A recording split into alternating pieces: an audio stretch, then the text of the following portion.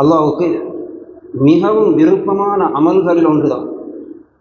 அல்லாஹ் ஒரு அடியானின் மீது மிகவும் சந்தோஷப்படக்கூடிய, சில நேரங்களிலே பெரிய பெரிய பாவங்களை கூட அந்த சந்தோஷத்தினால் மன்னித்து விடக்கூடிய மிகப்பெரிய அமல்களில் உள்ளதுதான் ஒரு மனிதன் பிறருக்கு பிரயோசனத்தை உண்டாக்கக்கூடிய ஏதாவது ஒரு காரியத்திலே ஈடுபடுவது, அல்லது பிறருக்கு ஏற்பட்டிருக்கக்கூடிய ஒரு துன்பத்தை கவலையை இல்லாமலாக்குவதிலே ஒரு அடியான் முயற்சி செய்யும். இது அல்லாஹ்வுக்கு மிகவும் சந்தோஷத்தை ஏற்படுத்தக்கூடிய அமல்.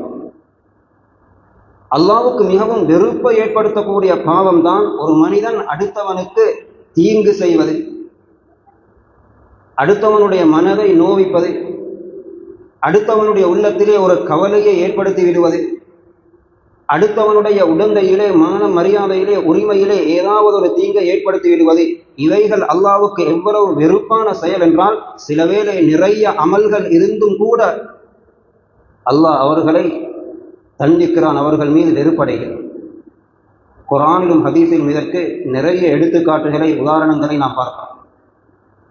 எத்தனையோ பெரும் பெரும் பாவிகளை அல்லாஹ் மனிதர்களுக்கு தீங்கை ஏற்படுத்தக்கூடிய ஒரு செயலிலிருந்து அவர்களை தடுத்ததினால் அல்லாஹ் மன்னித்த வரலாறு நிறைய.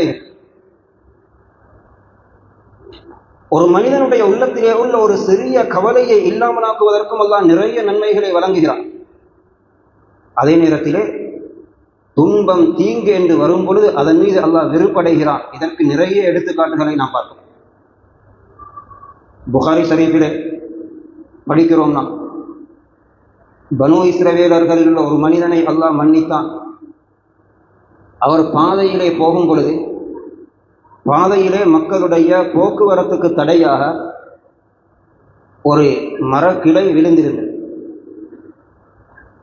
அப்படி பாதையிலே ஏதாவது இருந்தால் சிலர் தன்னுடைய வாகனத்தில் படாமல், தன்னுடைய காலில் படாமல் ஒதுங்கி போவார்.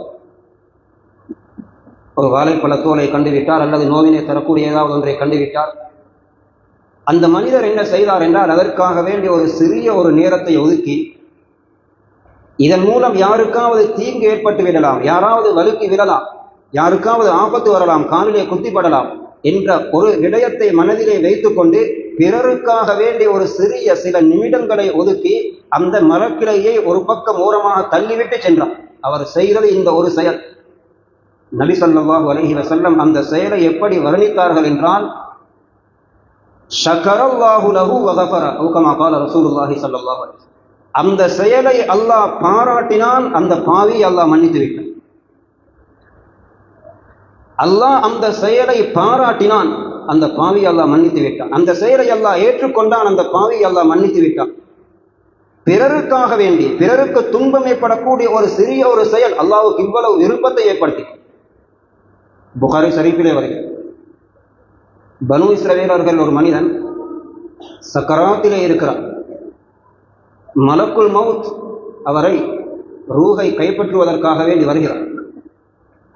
அவரிடத்திலே வினவப்படுகிறது, நீ என்ன நல்லமல் செய்திருக்கிறீர்? அவர் சொன்னார், எனக்கென்றால் நான் ஒரு நலவு ஒன்று செய்ததாக தெரியாது, ஆனால் ஒரு செயலை செய்தேன். நான் வியாபாரம் செய்யக்கூடியவர், மக்களோடு கொடுக்கல் வாங்கல் செய்வேன். யாராவது கடன் கேட்டு வந்தால் அவருக்கு அந்த கடனை கொடுப்பேன். கடன் எடுத்தவர்களில் யாராவது ஒருவருக்கு அந்த கடனை உரிய நேரத்திலே திருப்பி தர முடியாமல் இருந்தால் நான் அவருக்கு இன்னும் கொஞ்சம் அவகாசம் வழங்குவேன், சந்தர்ப்பம் கொடுப்பேன். அப்படியும் அவரால் தரவே முடியாத உண்மையிலே கஷ்ட நிலையிலே உள்ளவராக இருந்தால் நான் அவரை மன்னித்து விடுவேன். இந்த ஒரு நல்லமல் நான் செய்தால் செய்திருப்பேன், அதை தவிர வேறொரு நல்லமல் எனக்கு தெரியாது. சக்கராத்திலே இருக்கிறார். ஹதீஸிலே வருகிறது, அல்லாஹு தாலாவுடைய கட்டளையின்படி மலக்குல் மௌத் அவருடைய ரூஹை கைப்பற்றி கொண்டு சுவர்க்கத்துக்கு எடுத்து சென்றார். அதுஹலஹுல்லாஹுல் ஜன்னah. இந்த ஒரு செயல் மக்களுடைய கஷ்டத்தை, பிரச்சனையை, நெருக்கடியை நீக்கிய ஒரு செயலுக்காக வேண்டி அல்லாஹ் அவரை மன்னித்து விட்டான், சுவர்க்கவாசியாக ஆக்கினான். அதே போன்ற இன்னும் ஒரு அறிவிப்பும் புகாரி ஷரீஃபில் இருக்கிறது. பனூ இஸ்ரவேலர்கள் ஒருவர் இருந்தார், எந்த நலவும் செய்யாதவர், அதே நிலையிலே மரணித்தார். கியாமத்துடைய நாளில் அவர் எழுப்பப்படுவார். அவரிலே எந்த ஒரு நலவும் இருக்க மாட்டாது. நான் நரகத்துக்குரியவர் என்ற உணர்விலும் நிலையிலும் தான் அவர் இருப்பார். அல்லாஹு தஆலா அவரை பார்த்து சொல்லுவான், உன்னுடைய ஒரு விருப்பமான அமல் என்னிடத்திலே இருக்கிறது. அவர் என்ன செய்தார் என்றால், மக்களோடு கொடுக்கல் வாங்கல் செய்யும் பொழுது இதே போன்று கடன்காரர்களை மன்னித்தான். தர முடியாத உண்மையிலே சிரமமானவர்களுக்கு அல்லாஹ் அவரை பார்த்து சொல்லுவான், நீ இப்படி மன்னிப்பதற்கு உனக்கு முடியுமாக இருந்தால் அந்த மன்னிப்புக்கு மிக தகுதியாக நான் உன்னை மன்னித்து விட்டேன், போ. இதில் என்ன விடயம் தெரியுமா மறைந்திருக்கிறது? கடனாளி அந்த கடன் சுமையை உள்ளத்திலே சுமந்திருப்பது என்பது ஒரு சாதாரண ஒரு சுமை அல்ல, மிகப்பெரிய ஒரு வேதனை அந்த கல்வியில இருக்கிறது. ஒருவர் கடன் பட்டு உண்மையிலே அந்த கடனை திருப்பி கொடுக்க வேண்டும் என்ற உணர்வுள்ள ஒரு நல்ல மனிதர், அவருக்கு அது கல்வியிலே உள்ள மிகப்பெரிய ஒரு சுமையாகத்தான் அது இருக்கும். அவர் இரவும் பகலும் அந்த கவலையை சுமந்தவராகத்தான் நடமாடி கொண்டிருப்பார். அவர் மனைவி பிள்ளைகளோடு சேர்ந்திருந்தாலும், சாப்பிட்டாலும், குடித்தாலும், உறங்கினாலும் அந்த கடன் என்ற கவலையும் சுமையும் அந்த உடம்பையும் அந்த உள்ளத்தையும் வாட்டிக்கொண்டே இருக்கும். நாளைக்கு கடன்காரன் கேட்பாரே, கடனை கொடுக்க வேண்டுமே, நாளைக்கு கேட்டார் என்ன செய்வதை, என்ன பதில் சொல்லலாம் என்ற ஒரு பயங்கரமான பதட்டத்தில் தான் அந்த உள்ளம் இருக்கும். இப்படியான கவலையிலும் சுமையை சுமந்தவராக இருக்கக்கூடியவரை பார்த்து அந்த கடன் எடுக்க வேண்டியவர், கடன் வர வேண்டியவர், சரி பரவாயில்லை, உங்களுக்கு இன்னும் ஒரு 2 மாதம் தருகிறேன், இன்னும் ஒரு 2 வாரம் தருகிறேன், முயற்சி செய்து அந்த கடனை தந்து விடுங்கள் என்று சொல்லிவிட்டால், அல்லது உங்களால் உண்மையிலே முடியாது என்று நான் உணர்கிறேன், நான் உங்களை மன்னித்து விட்டேன், அந்த கடனை நீங்கள் திருப்பி தரவில்லை, தேவையில்லை என்று சொல்லிவிட்டால், அவர் செய்வது அதன் மூலம் என்னவென்றால் அந்த உள்ளத்திலே உள்ள மிகப்பெரிய அந்த சுமையை, வருத்தத்தை அப்படியே எடுத்து கீழே வைத்து விடுகிறார். அவர் அந்த வார்த்தை, அந்த ஒரு வாசகத்தின் மூலம் அப்படியே அந்த கல்விலே இருந்த மிகப்பெரிய பாரம் கீழே இறங்கி விடுகிறது.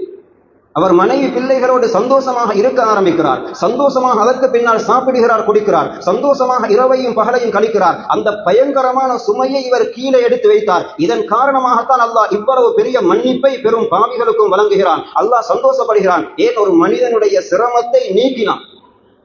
இப்படி நிறைய நாம் பார்க்கிறோம்.